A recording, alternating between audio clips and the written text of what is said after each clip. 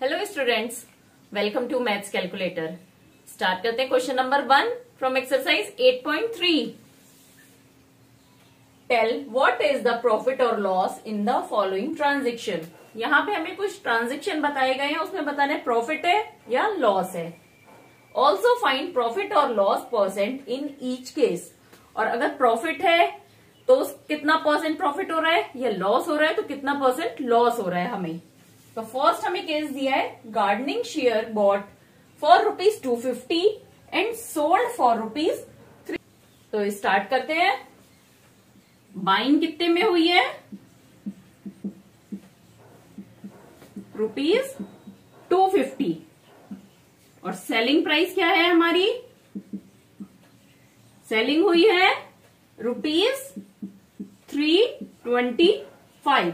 अब इन दोनों में देखिए कौन सा ज्यादा है, 250 कम है किससे, 325 से। मतलब जितने में हमने खरीदा था उससे ज्यादा में बेचा है। दैट मीन्स यहां पे क्या हो रहा है, हमें प्रॉफिट। ये तो हमें समझ में आ गया कि प्रॉफिट हो रहा है। कोई भी चीज अगर हमने 10 रुपए की खरीदी और उसे 12 रुपए में बेची, दैट मीन्स हमारे पास ₹2 का प्रॉफिट हो गया। अब कितने का प्रॉफिट हुआ यहाँ पे, 325 माइनस 250, ₹75 का हमें प्रॉफिट हुआ है। लेकिन हमें ये नहीं पूछा है कितना प्रॉफिट हुआ है, हमें पूछा है परसेंट। अब परसेंट हम किस पे निकालेंगे, जो इतने पे उसे बाय करा गया है। मतलब ₹250 में उसे खरीदा और ₹75 का हमारे को प्रॉफिट हो रहा है। तो कितना परसेंट प्रॉफिट है, प्रॉफिट परसेंट क्या होगा, प्रॉफिट अपॉन क्या, बाइंग प्राइस।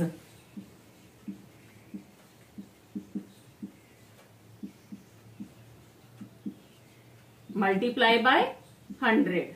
तो ये आ जाएगा हमारा कि कितना परसेंट प्रॉफिट हुआ है। तो ये क्या हुआ, हमारा प्रॉफिट है 75 मल्टीप्लाइड बाय 100 डिवाइडेड बाय 250। 10 से 10 कट हो गया, 25 3 सा 75।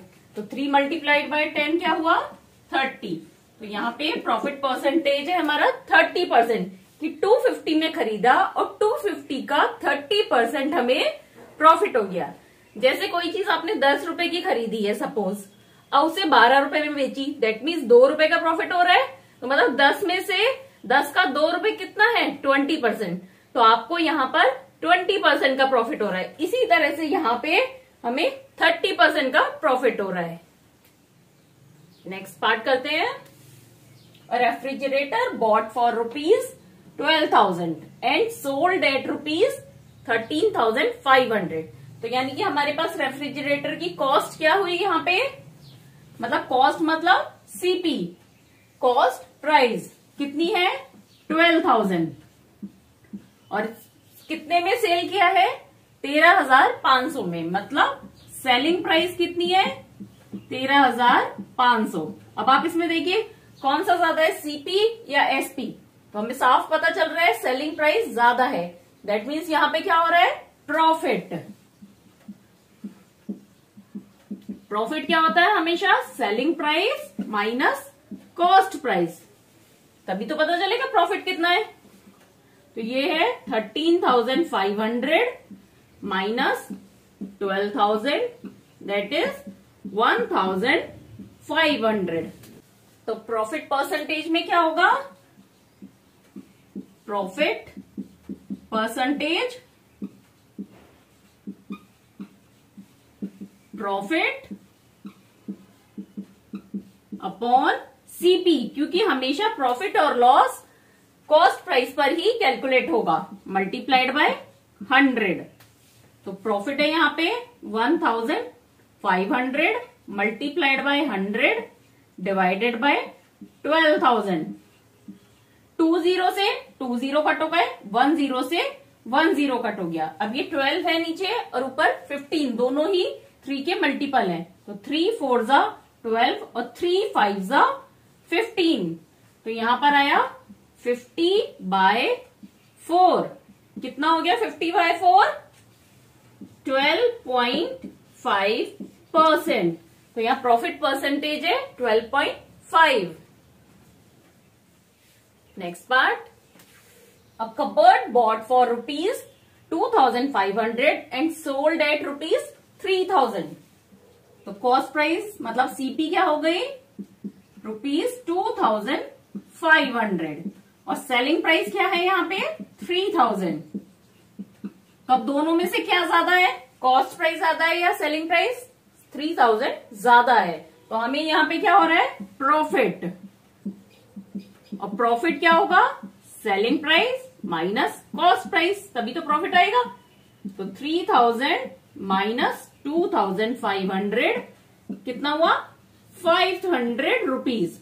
500 रुपीज का प्रॉफिट हो रहा है। अब प्रॉफिट परसेंटेज क्या होगी? Profit percentage equal to profit upon cost price multiplied by 100। Same formula. तो 500 अपॉन कॉस्ट प्राइस कितनी है? 2,500 मल्टीप्लाई 100। 20 से 20 कट हो गए। 5 5 25। अब 5 2 10 0। तो प्रॉफिट परसेंटेज यहां पर क्या आ गया? 20% प्रॉफिट है यहां पर। किस पर? 2,500 पर। क्वेश्चन का लास्ट पार्ट करते हैं। A skirt bought for ₹250 and sold at ₹150। तो स्कर्ट की कॉस्ट प्राइस क्या है?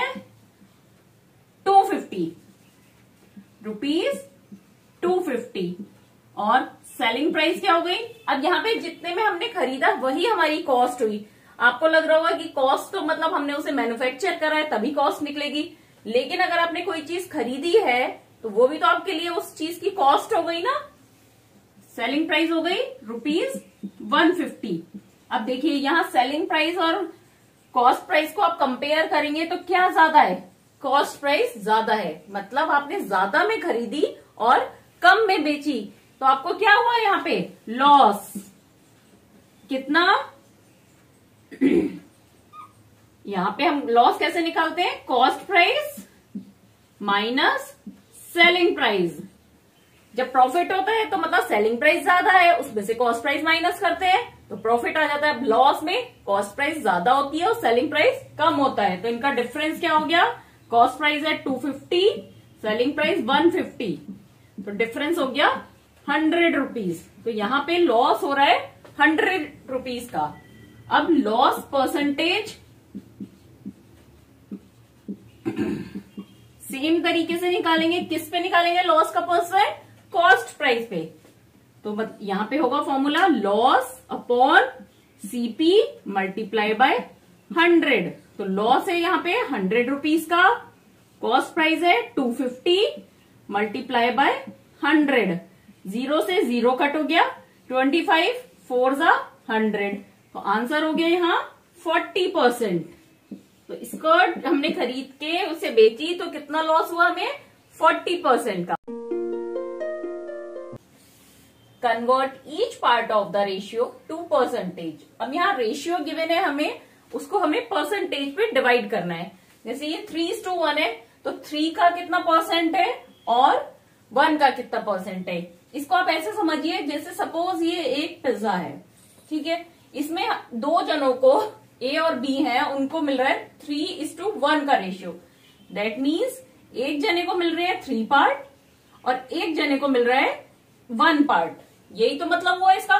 तो अब हमें ये बताना है कि इस जो भी हमारा डिस्ट्रीब्यूशन हुआ है उसमें दोनों को कितना कितना परसेंट मिल रहा है।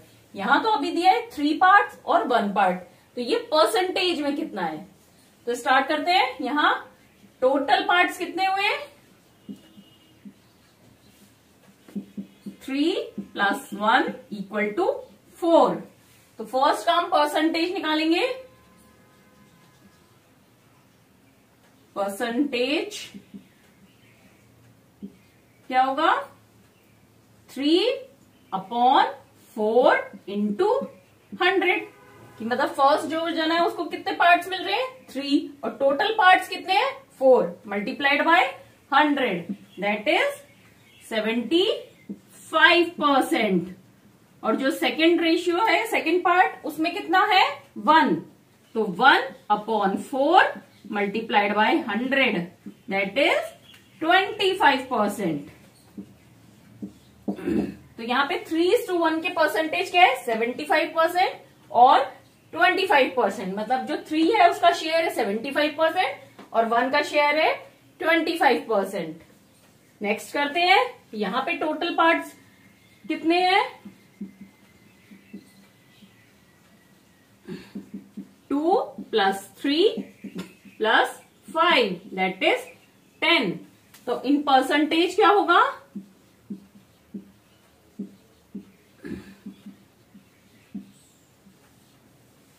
जो 2 है उसका कितना परसेंट होगा 2 अपॉन टोटल पार्ट्स है 10 मल्टीप्लाइड बाय 100 दैट इज 20%। अब 3 का शेयर कितना होगा 3/10 मल्टीप्लाइड बाय 100 कितना हुआ 30%। अब लास्ट जो है 5 उसका कितना शेयर होगा 5/10 मल्टीप्लाई 100 दैट इज 50%। तो यहां पे जो किसी भी चीज के बीच में 2:3:5 का रेशियो है उनका परसेंटेज होगा 20%, 30%, 50%। क्वेश्चन के नेक्स्ट पार्ट पर आते हैं। यहां रेशियो है 1:4 का। यहां टोटल पार्ट्स कितने हैं 1 + 4 = 5। तो फर्स्ट का परसेंटेज क्या होगा इन परसेंटेज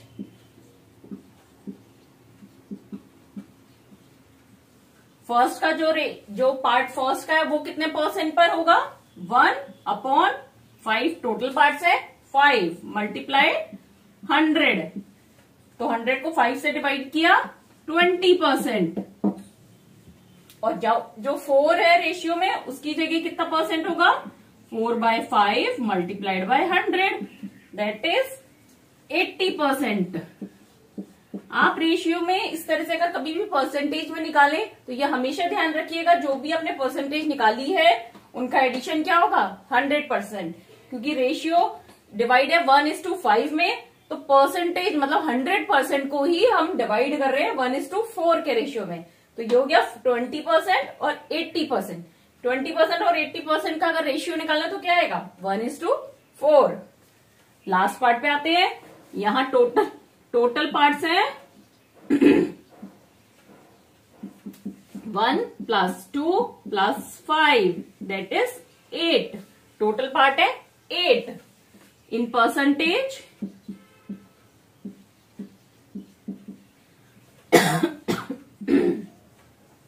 फर्स्ट जो 1 रेशियो है उसके लिए कितना होगा percentage 1/, total parts 8 multiplied by 100।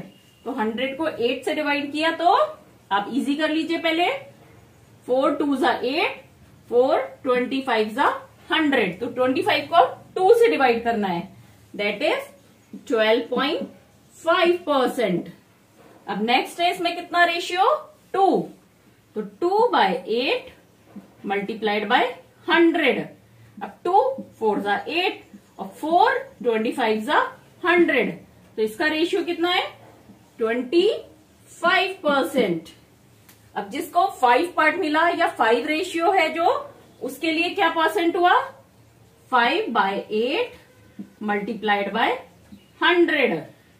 अब 4×2 = 8 और 4×25 = 100। तो यहां पे हुआ 25 को 5 से मल्टीप्लाई किया 125/2। इसको डिवाइड करेंगे अब तो 62.5%। तो अब देखिए अगर आप इन तीनों का एडिशन करेंगे तो क्या आएगा 100% आएगा। तो मतलब ये सही है। और आपको कुछ भी डाउट है तो एक बार वीडियो वापस से देखिए, नहीं तो मुझसे कमेंट करके जरूर पूछिए। The population of a city decreased from 25,000 to 24,500। मतलब पहले कितनी थी पॉपुलेशन 25,000 अब कम होके हो गई 24,500। फाइंड द परसेंटेज डिक्रीज, तो अब बताना है कितने परसेंट पॉपुलेशन डिक्रीज हुई है। तो इस पहले पॉपुलेशन कितनी थी,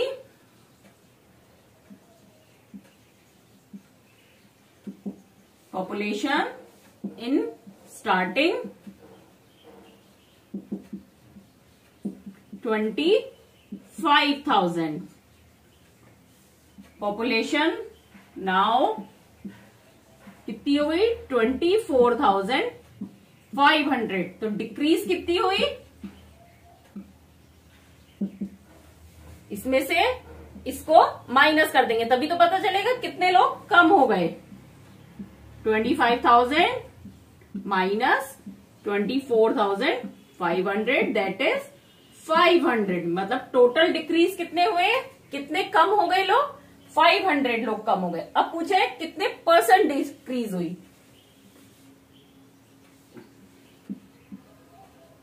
डिक्रीज इन परसेंटेज क्या होगा, अमाउंट ऑफ चेंज, कितनी चेंज हुई अपॉन बेस पॉपुलेशन,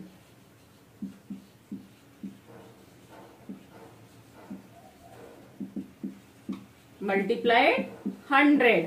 तो कितना चेंज हुआ है 500 का, और पहले पॉपुलेशन थी 25,000 मल्टीप्लाइड बाय 100। 20 से 20 कट हो गए, 10 से 10 कट हो गया, 5 5 25। अब क्या बचा 10/5। तो ये क्या हो गया आंसर 2। तो मतलब 2% पॉपुलेशन डिक्रीज हुई है, मतलब 25,000 का 2% डिक्रीज हो गई। Arun bought a car for ₹3,50,000। Arun ने कार परचेज करी है कितने में, 3,50,000 में। The next year the price went up to 3,70,000। Next year car के प्राइस कितने हो गए 3,70,000। What was the percentage of price increase. तो यहां पे हम सबसे पहले निकालेंगे कितना प्राइस इंक्रीज हुआ है। प्राइस इंक्रीज कैसे निकलेगा, अभी जो प्राइस है माइनस पहले का।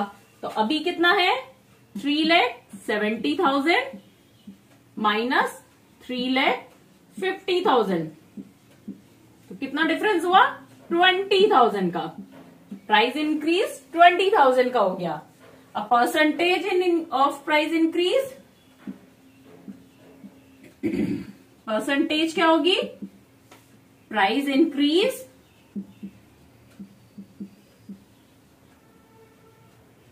Upon base price. Base price क्या होती है, हमेशा जो पहले की प्राइस होती है, मल्टीप्लाइड बाय 100। तो प्राइस इंक्रीज हुआ है 20,000 का, बेस प्राइस 3,50,000 मल्टीप्लाई 100। ऊपर 40 है, नीचे भी 40 कट हो गए। अब 5 से कट हो जाएगा और ये 100 भी 5 से कट होगा। तो 5 7 35, 5 2 10 और 0। तो यहाँ पे हुआ 40/7%। अब इसको थोड़ा इजी कर लेते हैं। 40 को 7 से डिवाइड करते हैं, 7 5 35 और 5 रिमेनिंग बचा। तो यहाँ पे हम आंसर में लिख लेते हैं 5, ऊपर भी आया 5/7%। इतना प्राइस इंक्रीज हुआ है। आई बाय अ टीवी फॉर ₹10,000। क्या दिया है क्वेश्चन में, आप वर्ड प्रॉब्लम में सबसे पहले क्वेश्चन को समझिए कि एक टीवी खरीदा है हमने कितने में 10,000 में, and sell it at a profit of 20%, और उसे बेच दिया कितने प्रॉफिट में 20% में। तो देखिए यहां पे क्या है, क्या इंफॉर्मेशन दी गई है, सीपी ऑफ टीवी कितनी है 10,000। जो जो इंफॉर्मेशन दी है उसे यहां पे लिखते जाइए। प्रॉफिट 20%, पूछा है how much money do I get for it. अब 20% प्रॉफिट लेने के लिए मुझे कितनी मनी मिलेगी जब मैं उसे सेल करूंगा। प्रॉफिट तो तभी मिलेगा ना जब उस टीवी को हम बेचेंगे। तो यहाँ पे हम पहले कैलकुलेट करते हैं प्रॉफिट कितना लेना है हमें। 20% मतलब कितना हुआ, 20% मतलब 10,000 का 20%। तो प्रॉफिट कितना हुआ, प्रॉफिट इक्वल टू 20/100 किसका, 10,000 का। 10,000 का 20% निकालेंगे तभी तो आएगा कि हमारे को कितना प्रॉफिट मिला।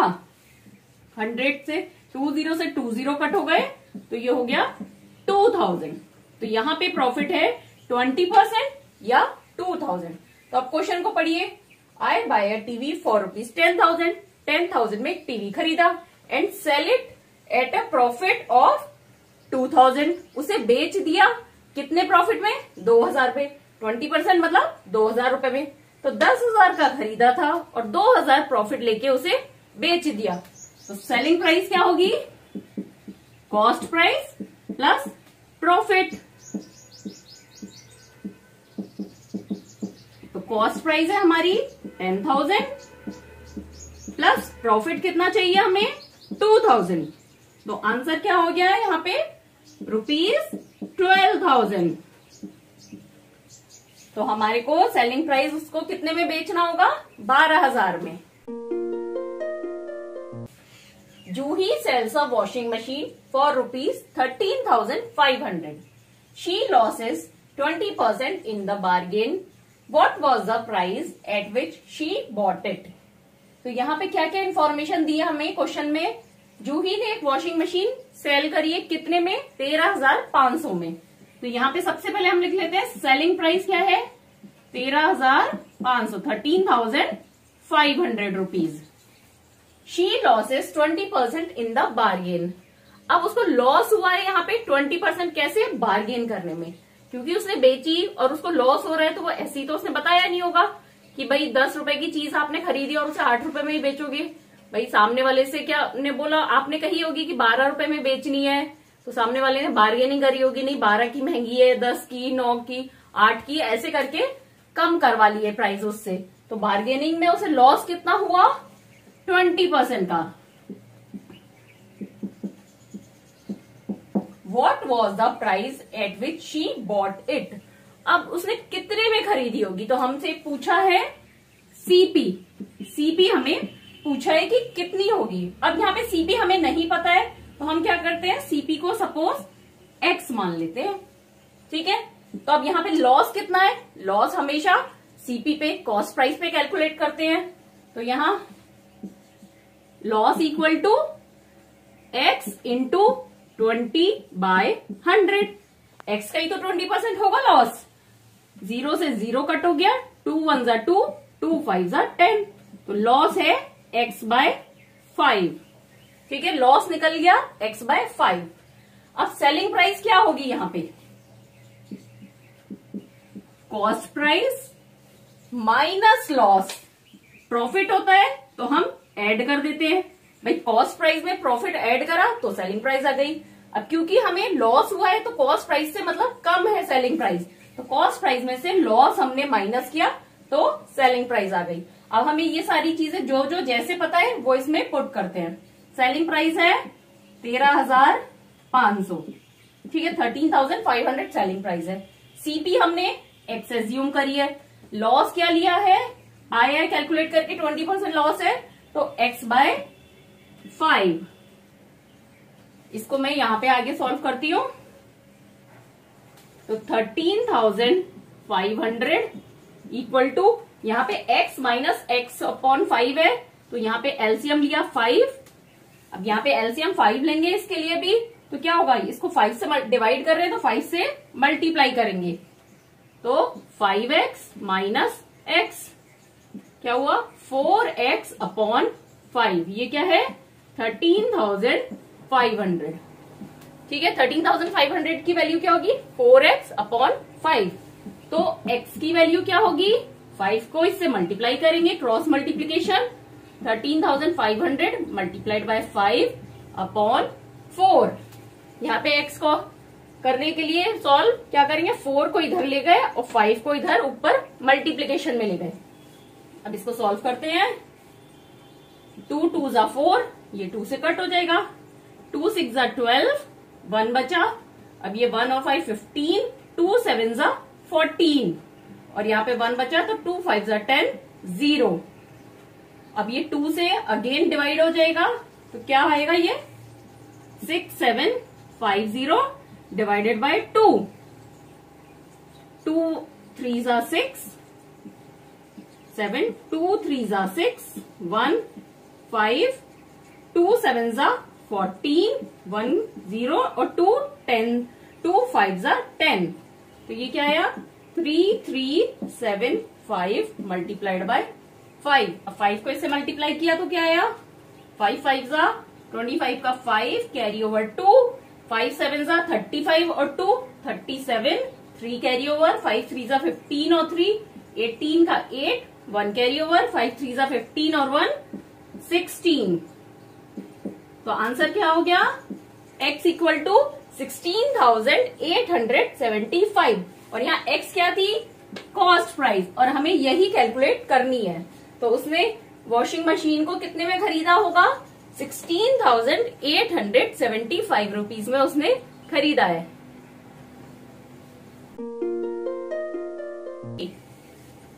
Chalk contain calcium, carbon and oxygen in the ratio of 10:3:12। मतलब जो चौक होती है, जो ब्लैक बोर्ड पे हम जिससे लिखते हैं, उसमें 3 चीजें होती हैं, कैल्शियम, कार्बन और ऑक्सीजन, और उनका क्या रेशियो है, 10:3:12। मतलब उसमें कैल्शियम के अगर 10 पार्ट्स हैं तो कार्बन के 3 पार्ट्स और ऑक्सीजन के 12 parts. Find the percentage of carbon in chalk. अब हमें कार्बन का परसेंटेज बताना है चौक में कितना होता है। तो देखिए यहाँ पे रेशियो हमें गिवन है, रेशियो इक्वल टू 10:3:12। तो यहाँ पे अगर हम इस प्रपोर्शन में डाल रहे हैं अगर चौक बनाने के लिए, तो टोटल पार्ट्स कितने हुए, टोटल पार्ट्स 10 + 3 + 12, दैट इज 12 और 3 15 और 10 25। तो out of 25 parts carbon is 3 part. So carbon in it equal to 3 parts.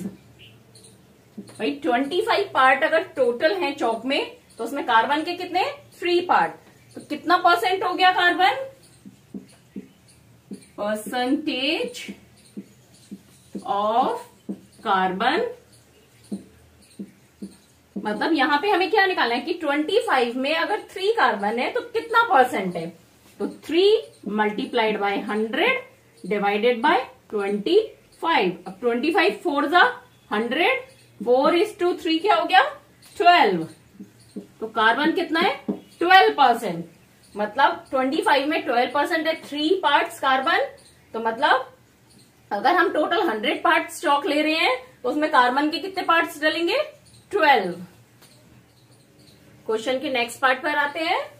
If in a stick of chalk carbon is 3 gram, what is the weight of the Chowk stick. अब यहाँ पूछा है अगर किसी चौक stick में carbon 3 ग्राम है तो पूरी चौक स्टिक का वेट कितना होगा।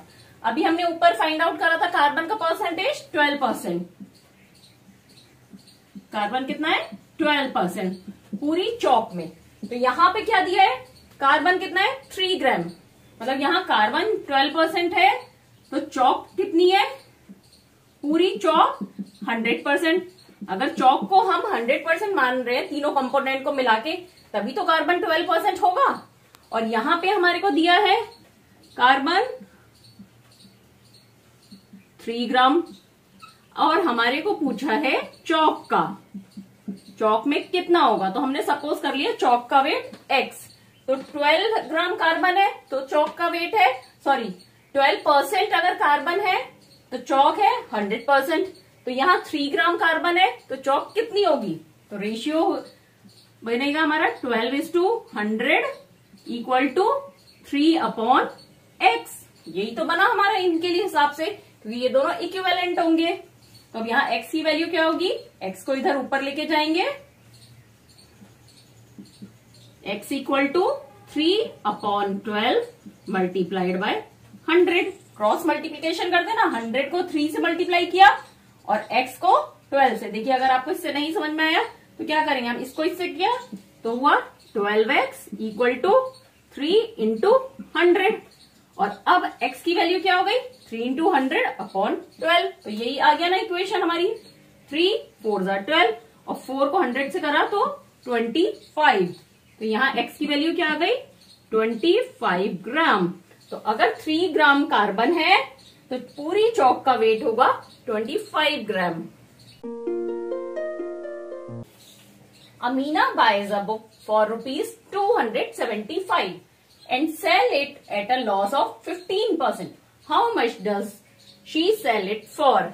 अब हमारे को क्या क्या इन्फॉर्मेशन दी है। अमीना बाइज अ बुक, मतलब उसने एक बुक खरीदी है, मतलब सीपी ऑफ बुक कितनी हो गई, ₹275। अब जब उसने बेचा तो उसे कुछ प्रॉफिट या लॉस हुआ, तो यहां पे लॉस हुआ, लॉस इक्वल टू 15%। और पूछा क्या है हमारे को, how much does she sell it for, मतलब सेलिंग प्राइस पूछी है। तो पहले हम लॉस कैलकुलेट करेंगे। लॉस 15% है, उसे अमाउंट में कैलकुलेट करेंगे। तो क्या हुआ, लॉस 15% किसका होगा, 275 का। 15% निकालेंगे इसका, 5 3 15, 5 2 10, 0। तो यहां पे ये आया 3 से 5, इसको मल्टीप्लाई किया, 3 5 15 का 5, कैरी ओवर 1, 3 7 21 और 1 22 का 2, कैरी ओवर 2, 3 2 6 और 2 8 अपॉन 20। अब इसको डिवाइड कर लेंगे तो क्या आ जाएगा, 2 4 8, 2 1 2, 2 4 2 4 और 2 5 10। ये आएगा यहाँ पे डेसिमल 41.25। ठीक है, ये लॉस हो गया। तो सेलिंग प्राइस क्या होगा, SP equal to cost price minus loss. अगर प्रॉफिट होता है तो कॉस्ट प्राइस में ऐड करके सेलिंग प्राइस निकलता है, और लॉस है तो माइनस करके। तो ये था 275 और लॉस है 41.25। तो इसको माइनस करते हैं, 275 41.25। अब देखिए इसमें माइनस करने में हमेशा ये डेसिमल नहीं है यहाँ पे कोई भी, दैट मीन्स इसके बाद में डेसिमल लगा सकते हैं हम, और डेसिमल के नीचे हमेशा डेसिमल आएगा, क्योंकि 5 वंस की फिगर है और यहाँ वंस की फिगर 1 है, तो ये दोनों एक दूसरे के नीचे आएंगी। तो माइनस करा, यहाँ पे 4 हो गया, ये 0 का 10 और 10 से ये एक कैरी ओवर इधर आ गया और ये 9 बचा। तो 10 में से 5 गया 5, 9 में से 2 गया 7, 4 में से 1 गया 3, डेसिमल की जगह डेसिमल, 7 में से 4 गया 3 और 2। तो यहाँ पे सेलिंग प्राइस कितनी हो गई, ₹233.75। अगर सेलिंग प्राइस 233.75 होगी तो उसे लॉस 15% होगा। Find the amount to be paid at the end of 3 years in each case. अब हमारे को निकालना है अमाउंट कितना पे करा जाएगा, मतलब कुछ लोन लिया है, प्रिंसिपल अमाउंट दिया है, इंटरेस्ट दिया है, और 3 years के बाद हमारे को कितना अमाउंट पे करना है वो कैलकुलेट करना है। कितना अमाउंट पे करना होगा, जितना हमने लिया है, बोरो करा है, प्लस उस पे इंटरेस्ट। तो यहाँ पे इंटरेस्ट रेट दी है 12% और अमाउंट प्रिंसिपल कितना था, जितना हमने बोरो करा था 1200। तो इंटरेस्ट क्या हो गया, यहाँ पे P equal to 1200, interest rate मतलब R इक्वल टू 12 और T टाइम इक्वल टू 3। तो इंटरेस्ट का क्या फॉर्मूला होता है, सिंपल इंटरेस्ट का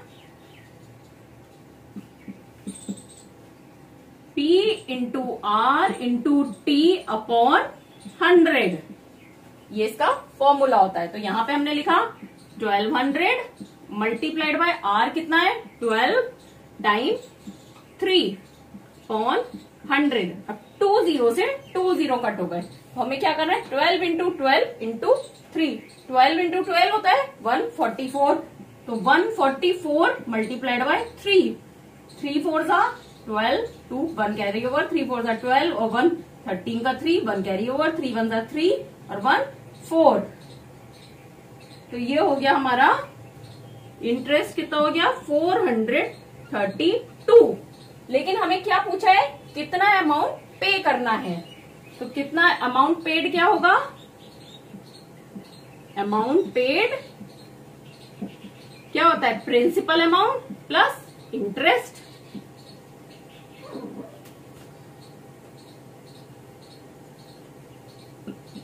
भाई जो आपने लिया है वो भी आप लौटाओगे प्लस इंटरेस्ट लौटाओगे। तो यहाँ पे 1200 प्लस इंटरेस्ट कितना है 432। तो कितना अमाउंट हमें पे करना है 3 साल के बाद, 2361 1632 रुपीज पे करने हैं। क्वेश्चन के नेक्स्ट पार्ट पे आते हैं। सेम क्वेश्चन है, बस प्रिंसिपल अमाउंट और इंटरेस्ट रेट चेंज हो गई है। तो P equal to 7500, R equal to rate क्या हो गई 5 टाइम सेम है 3। तो interest equal to PRT upon 100, 7500 multiplied by R5 multiplied by R time 3 upon 100। 00 से 00 कट गया। अब यहाँ पे 75 मल्टीप्लाइड बाय 5 3 जा 15, तो 75 मल्टीप्लाइड बाय 15 करना है। 5 5 जा 25 का 5 कैरी ओवर 2, 5 7 जा 35 और 2 37 और 75 है तो ये 1 से ऐसे ही आ जाएगा। तो 5 7 और 5 12 का 2 कैरी ओवर 1 11। तो यहाँ पे इंटरेस्ट कितना हो गया 1125 रुपीज का। तो अमाउंट क्या होगा, amount to be paid principal plus interest. तो प्रिंसिपल अमाउंट है 7500 प्लस इंटरेस्ट कितना है 1125। तो इन दोनों को ऐड कर देंगे हम, क्या आया अमाउंट 5 2 1 और 5 6 8 8625 rupees has to be paid after 3 years. What rate gives rupees 280 as interest on a sum of rupees 56,000 in 2 years? तो यहाँ क्या पूछा है, रेट पूछी है जिससे हमें इंटरेस्ट मिले कितना 280 रुपीज, किस सम पे 56,000 प्रिंसिपल अमाउंट पे, कितने टाइम में 2 इयर्स में। तो जो जो चीजें गिवन है सबसे पहले उनको लिख लेते हैं। गिव्स अस 280 एज इंटरेस्ट, तो इंटरेस्ट दिए है सबसे पहले रुपीज 280, राइट। अब नेक्स्ट फिगर क्या है, on a sum of rupees 56,000, मतलब प्रिंसिपल अमाउंट क्या है रुपीज 56,000। और थर्ड चीज क्या दी है 2 इयर्स, मतलब time equal to 2 years given है। अब हमारे को पता है इंटरेस्ट का क्या फॉर्मूला होता है, interest equal to P multiplied by R multiplied by T upon 100। अब यहाँ पे क्या क्या गिवन है, इंटरेस्ट गिवन है, P गिवन है, T गिवन है, सिर्फ R गिवन नहीं है। तो हम R को छोड़ के बाकी सारी चीजें इसमें पुट करते हैं। Interest 280 multiplied by equal to 56,000 principal amount है। अब R को बाद में लिखते हैं multiplied by T 2 years multiplied by R, जो कि हमें नहीं पता है अभी, उसको R ही लिखते हैं अपॉन 100। तो यहाँ 20 से 20 कट हो गए। तो अब R की वैल्यू क्या होगी, इन दोनों को हम यहां नीचे ले आएंगे। तो R equal to 280 upon 560 multiplied by 2। तो 20 से ये 2 से 280 मल्टीप्लाइड बाय 2 क्या होगा 560, क्योंकि 28 2 56 होता है। तो R इक्वल टू क्या हो गया 1/5 4, 1/4 मतलब 0.25% इंटरेस्ट रेट है। ये इस चैप्टर का लास्ट क्वेश्चन है। आपको पूरे चैप्टर में कुछ भी डाउट है तो मुझसे कमेंट करके जरूर क्लियर करिए, और अगर अच्छा लगे तो चैनल को लाइक करिए, सब्सक्राइब करिए और अपने फ्रेंड्स के साथ शेयर करिए। सब्सक्राइब करने से आपको आगे के वीडियो के अपडेट्स मिलते रहेंगे। If Meena gives an interest of ₹45 for 1 year at 9% rate per annum, what is the sum she has borrowed? अब यहाँ पे क्या पता चल रहा है कि मीना ने कुछ अमाउंट बोरो करा था, किसी से उधार लिया था। अब मीना गिव्स एन इंटरेस्ट, कितना उसे इंटरेस्ट पे किया? 45। तो कभी भी वर्ड प्रॉब्लम हो तो आपको जो जो इन्फॉर्मेशन, जो जो फिगर्स गिवन है उनको अलग लिखते जाइए। तो यहाँ पे सबसे पहले इंटरेस्ट दिया हुआ है। इंटरेस्ट कितना है? ₹45 फॉर 1 ईयर। तो टाइम 1 ईयर। अगर आप इस तरह से सारी इंफॉर्मेशन लिख लेंगे तो क्वेश्चन अपने आप समझ में आ जाएगा कैसे सॉल्व करना है। एट 9% रेट पर एनम, तो मतलब आर भी गिवन है हमें 9% per annum. What is the sum she has borrowed? अब सम मतलब प्रिंसिपल अमाउंट, उसने कितना अमाउंट बोरो करा था। तो P की वैल्यू हमें नहीं पता है, तो हमारे को इसमें TR इंटरेस्ट P, इन चारों चीजों से क्या फॉर्मूला बनता है? इंटरेस्ट कैलकुलेट करने का। तो यहां पे हम इंटरेस्ट कैलकुलेट करते हैं। Interest equal to P multiplied by R multiplied by T upon 100। सबको पता है सिंपल इंटरेस्ट का फॉर्मूला PRT अपॉन 100 है। इंटरेस्ट कितना गिवन है? 45। P की वैल्यू नहीं गिवन है तो P को P ही छोड़ देते हैं। R 9%, T 1%, 1 दिया है तो अपॉन 100। तो P इक्वल टू क्या हो जाएगा? 45 मल्टीप्लाइड बाय 100। क्रॉस मल्टीप्लीकेशन करेंगे और 9 और 1 नीचे आ जाएंगे। 9 1 जा 9, तो सिर्फ हम 9 को नीचे लेके आएंगे। तो 9 5 जा 45। तो प्रिंसिपल अमाउंट कितना हो गया? 5 मल्टीप्लाइड बाय 100, 500 रुपीज। मतलब उसने 500 रुपीज बोरो करे तो 9% रेट से उसे 1 ईयर का 45 इंटरेस्ट पे करना पड़ा।